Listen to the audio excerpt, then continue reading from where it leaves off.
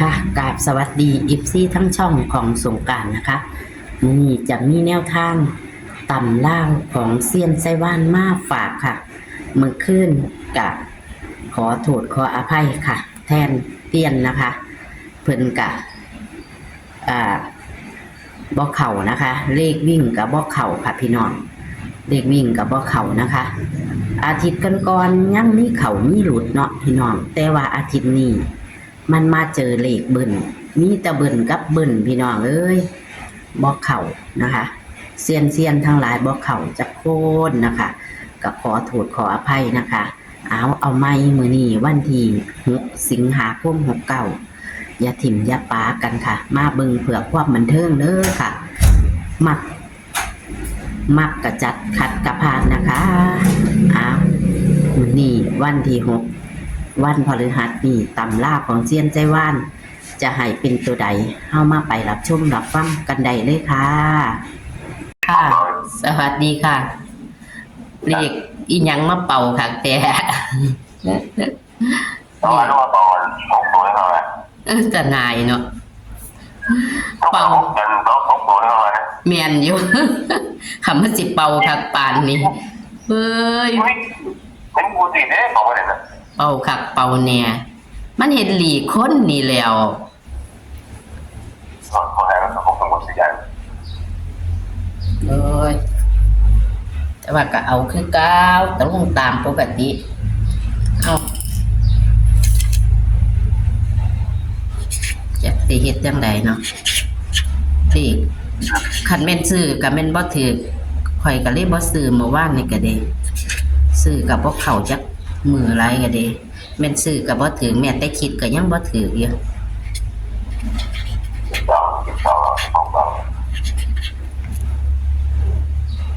เจ้าซื้อบ่ล่ะ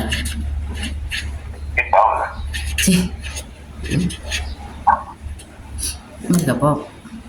คิดว่ามันจะมาเบิ่นครับปานนั้นน่ะ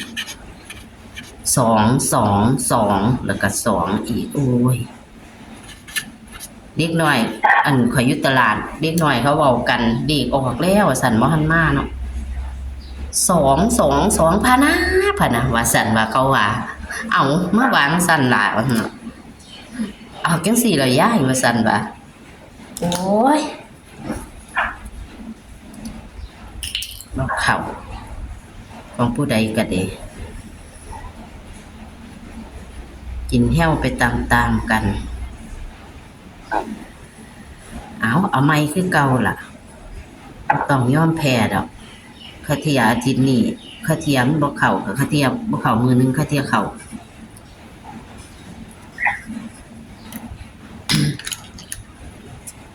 ค่ะเขาไม่เอาตัวแปลงหรอไหม0 กับ 820 80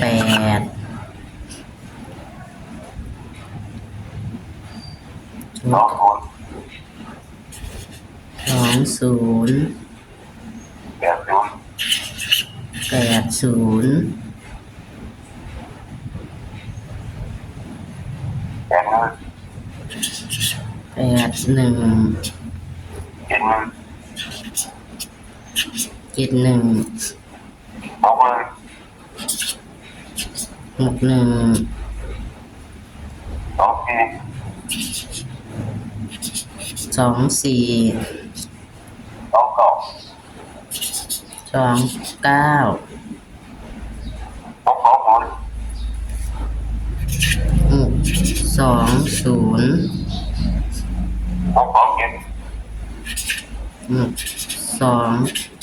627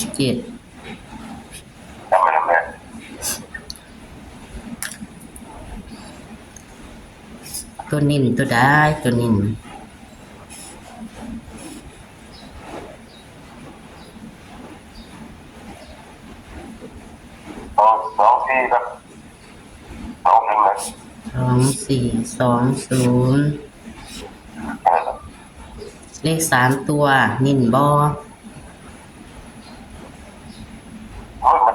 มันจะไปยังไงเพราะมันบางทีมันแบบโปรแกรมว่าพิมพ์มัน6 มันมาตรงนี้เลยค่ะแม่นอยู่ดอกมันสุธิยาเนาะรู้ว่ารู้มาดู6 มาดูแม่ อืมแตะเก่ามันก็ตัดลิ้นแล้ววะมันสิซับหน้าซับหลังแม่นะครับ ค่ะ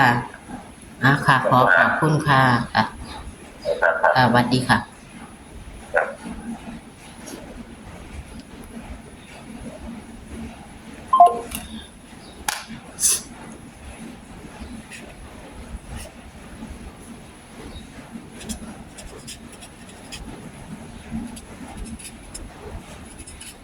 ฝนตกเด้อค่ะพี่น้องเอ้ยฝนตกตั้งว่านนี่แล้วก็สิได้ยินเสียงแบบปกเป๊กปกเป๊กจักหน่อยเนาะได้ยินเสียงปกเป๊กปกเป๊กแล้วก็ดังซั่วๆจักหน่อยเด้อค่ะตกคักตกแน่แต่ว่าบ่ตกแห้งตกเป็นแบบพ่อปล่อยๆพ่อรำคาญค่ะพี่น้อง2 มื้อแล้วตกหมดคืนหมดวันตกหมดมื้อหมดเว้นค่ะเพิ่นก็เว้าหน่อยๆครับมื้อนี้เพิ่นก็บ่เว้าหลายเนาะเซียนเพิ่นก็เด้แต่ว่าเลขเพิ่นก็บ่เข้ารูดนะคะรูดไปตามๆกันเนาะเซียนไชว่านก็เด้เพิ่นก็ให้ตัวเก่าคือเก่าพี่น้อง0กับ8คือเก่า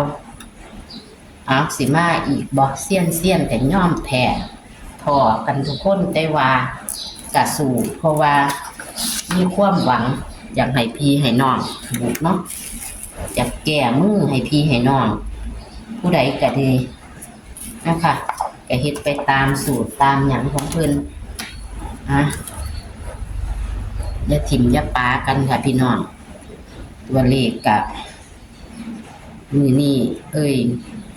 ของเซียนเพิ่นกับบ้านหลุดอีกค่ะเซียนไชว่าน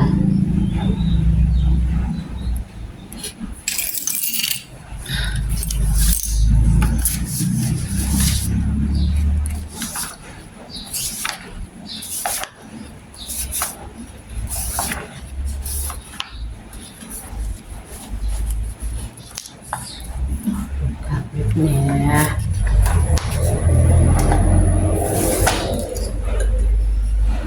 ขับรถเนี่ย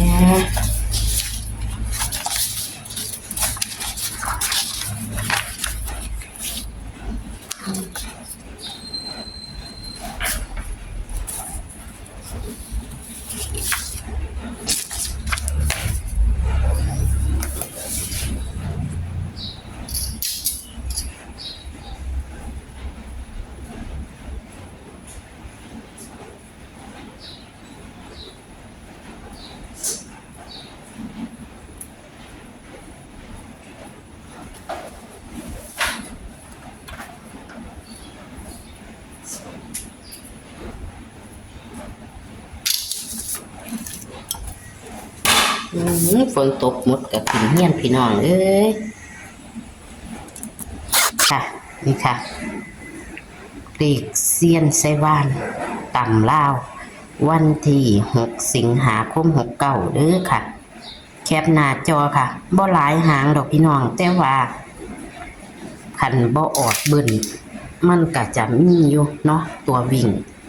คันมาออกเบิ่นอีกคือเก่าก็จะบ่มีของเพิ่นนะคะเพิ่นก็ให้0กับ8นะคะ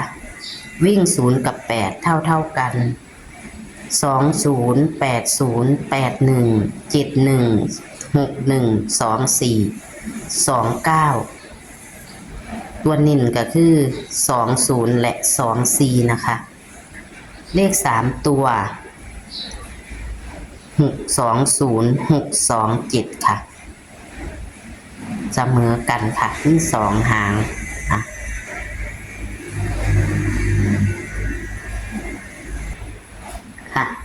ก็ให้โชคให้มานกับเซียนไชว่านนะคะงวดประจำวันที่6 สิงหาคม 69คือวันพฤหัสนี้นะคะเป็นกำลังแรงใจโดยการกดไลค์กดแชร์นะคะและก็จะถิ่มอย่าปากกันค่ะพี่น้องเบิ่งเพื่อความบันเทิงก็ได้นะคะเลขมีเขามีหลุดลงทุนตัวละหน่อยๆเอาเด้อพี่น้องจะมาเสียเงินหลายเนาะหาค่ากับเขาถ้าถือเข้าก็ได้ค่ากับเขา ขอให้โชคหมานๆค่ะ ขอสวัสดีค่ะ